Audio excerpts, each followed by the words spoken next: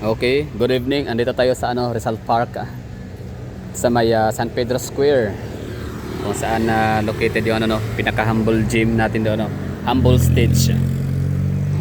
Napakaliit, napaka-humble, napakasimple ng stage namin dito, pero grabe, ang dami ng diyan, mga ganap na mga off-taking. Yung mga events namin dito sa Davao. May diyan ginagawa diyan Hinihild. Rizal Park. Dati itong Rizal Park na to dito, event venue ng mga concerts, yung mga free concerts ng sponsored by Tanduay, sila Bambo, Six Cycle Mind, mga early 2000, mga Six Cycle Mind, Bambo, basta mga fruitcake, mga sponge cola, parang hindi pa yata nakapagano ng sponge cola dito.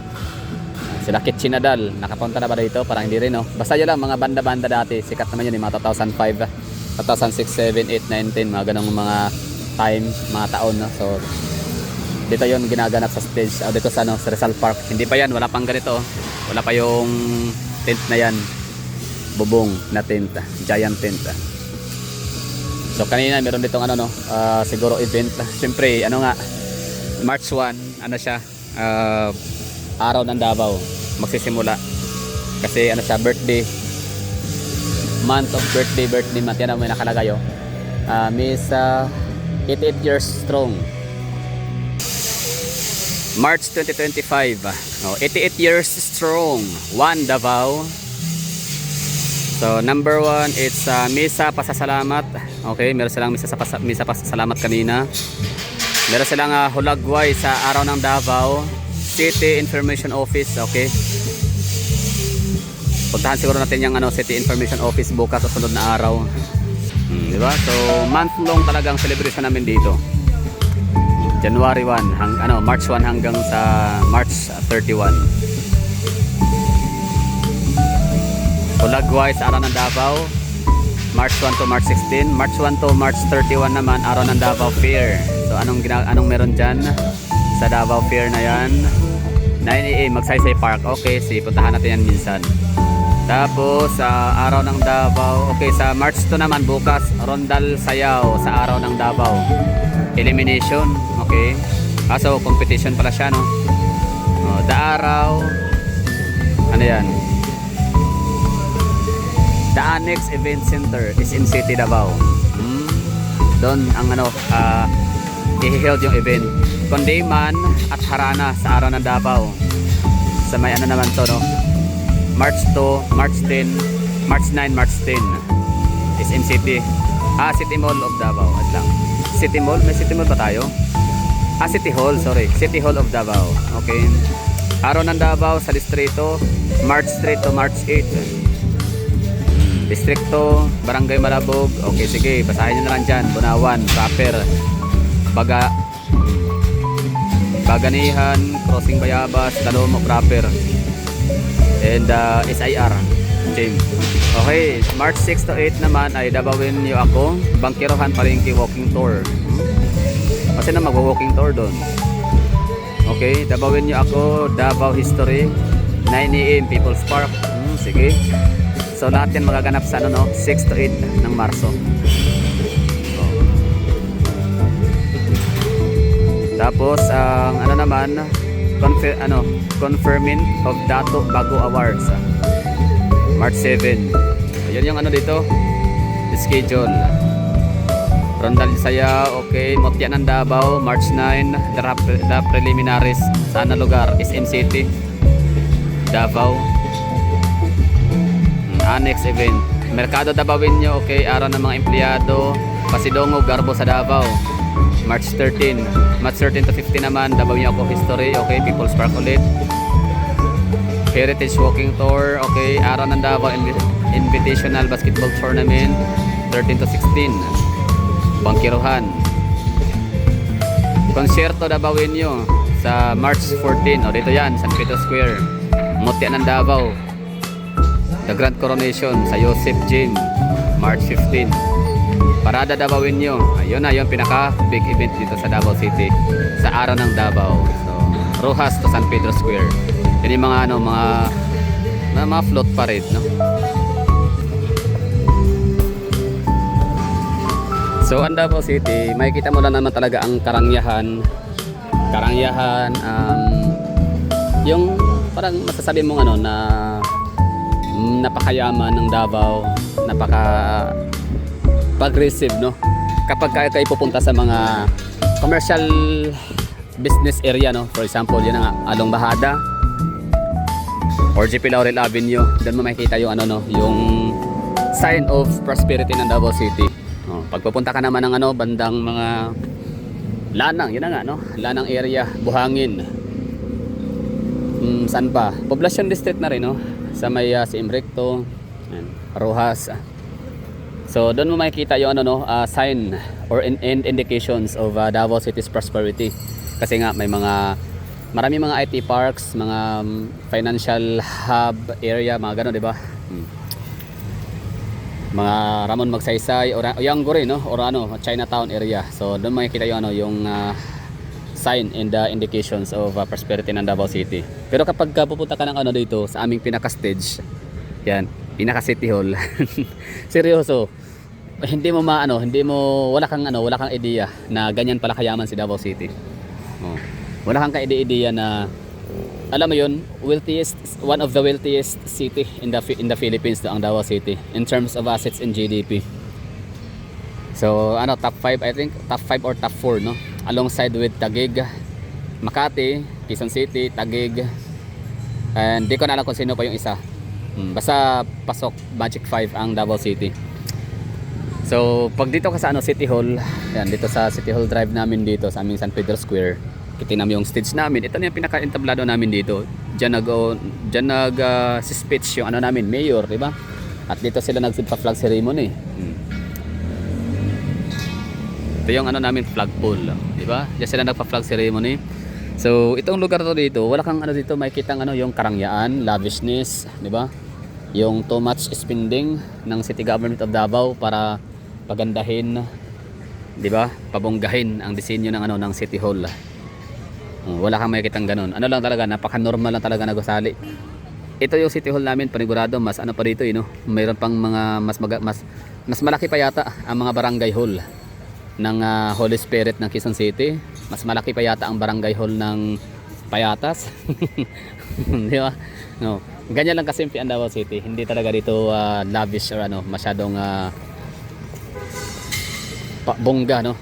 Hindi ganoon ka magastos ang Davao City, napakatipid. Kaya nga ano, Davao City is a debt-free city dito sa Pilipinas. Lahat ng mga ano dito, mga establishments, lahat ng mga government facilities and government projects, lahat yan bayad, no?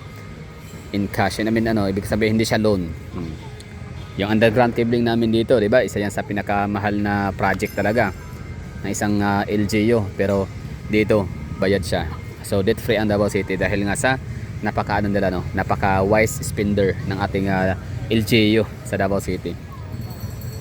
Hindi umuutang para ipang ayuda, tunay, no? Yung mga pinang-ayuda, yung hindi man ayuda, no, may mga kailan ba nagkakaroon ng nagre-release ng mga ayuda ang LGU. So syempre kapag may sunog, merong baha at lindol, pero wala masyadong sa lindol, baha talaga yung pinakamalaking mga damage sa mga hanap buhay ng mga mamamayan, mga constituents. Baha tsaka yung sunog, yun talaga yung kailangan maglabas ng calamity funds pang ayuda ang city government of Davao.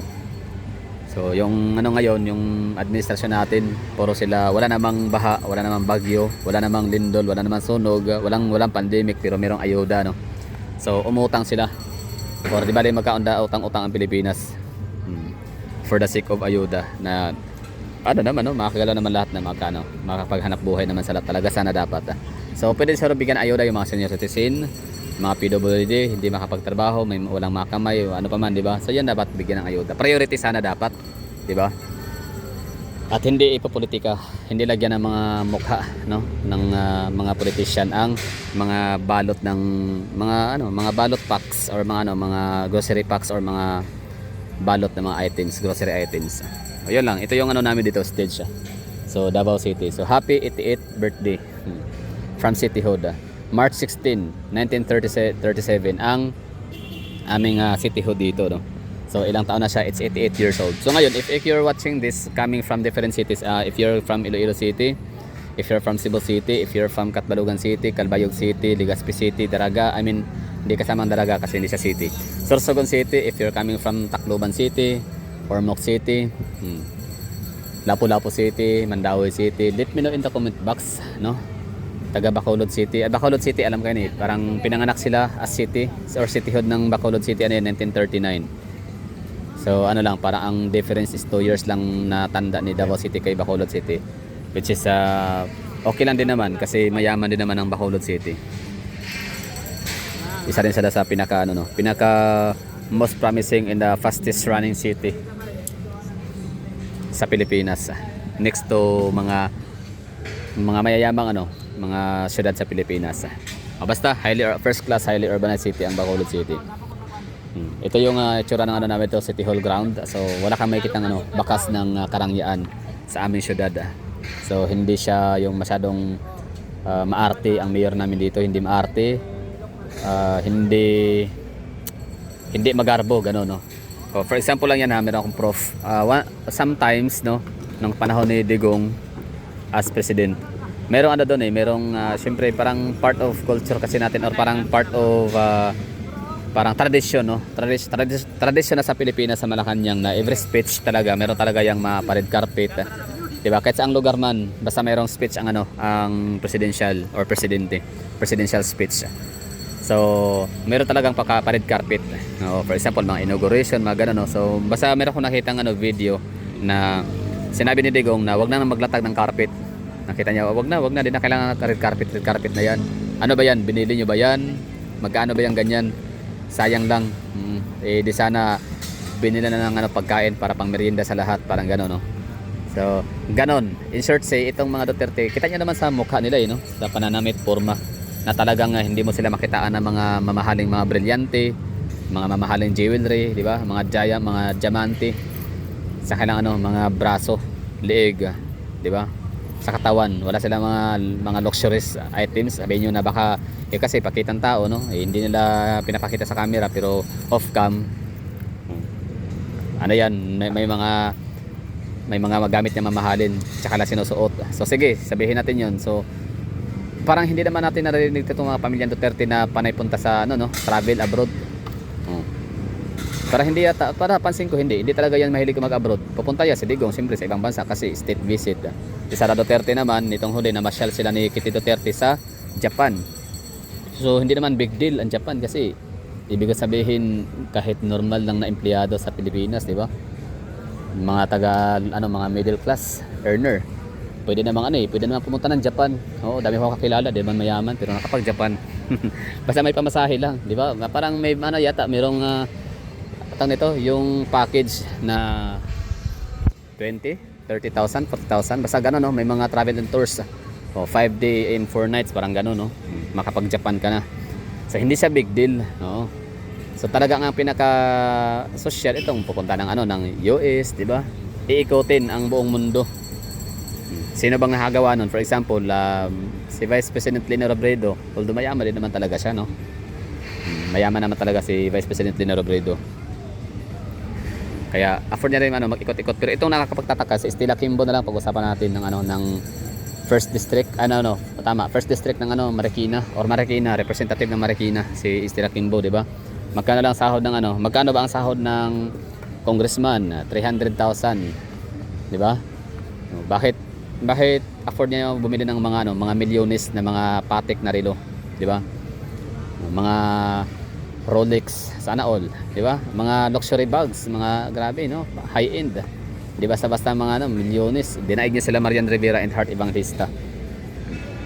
So yan ha? Public figure, di ba? Dapat kasi kapag isa kang politician, public figure ka, ikaw yung magsisita ng example na mamuhay lang ng tama, yung masyadong yung wag masyadong mamuhay ng nasa lavishness. For example, Imelda Marcos, grabe. Gulat ako sa kanyang museum sa Tacloban City. Mga yung ivory. Mga ivory, mga elephant tusk, di ba? Mahal 'yun. Hindi yan basta-basta ma-afford ng mga basta-basta lang, di ba? So ganyan kayaman kasi nga nila parang syempre 20 years ka ba naman na nakaupo bilang First Lady, Presidente sa Pilipinas. Tapos ang project mo, ano lang, San Juanico Bridge. Ano pa? Geothermal ng Leyte. Ano pa? Kidney, PICC. Reclamation Area, PICC. Kidney, heart, and lung, MRT. Ano ba? 'Di ba? Yan lang yung ano yata pinaka proyekto nila na talagang hanggang ngayon din naman mapapasalamatan natin kasi gamit na gamit pa rin naman. So maraming tingin ko pa rin naman FAM kahit pa nilubog mo yung utang. I mean nilubog mo yung Pilipinas sa utang, pero at least meron pa rin napapanginabangan kahit paano. So pang long term talaga yung ano, yung ginawang proyekto. Pero grabe no, millions of billions ang pera nila sa ano sa ibang bansa nakadeposito at binalik nga talaga ng gobyerno ng ano Switzerland sa yan PCG ba tawag doon, yung Philippine Corruption basta of Good Governance, PCGG. Binalik. So bakit nila binalik? Kasi ang nakaw. Alam naman natin ano, 'di ba? Geneva, Switzerland, sila yung pinaka bakit doon nakakaya ang World Bank? Kasi hindi sila walang magnanakaw sa lugar nila, walang hold up, parang ganun. Walang robbery, walang hold up. So lahat ng kapirahan ng buong mundo ay doon nila pinagkatiwala sa kanilang lugar. So yung ganong ano record nila hindi pa basta makukuha ng kahit sinong bansa or nasyon. So ngayon para ma-maintain yung ganong ano nila, ma-maintain yung ganong magandang pagkakakilanlan sa Geneva, Switzerland. So siyempre yung ninakaw nitong mga Marcoses, mga ill-gotten wealth, hindi maipaliwanag na yaman, ibinalik nila sa PCGG, Philippine Corruption of Council, Philippine Council of Good Governance, PGGC, whatever. So yun na siguro. Basta happy it the araw ng Davao City.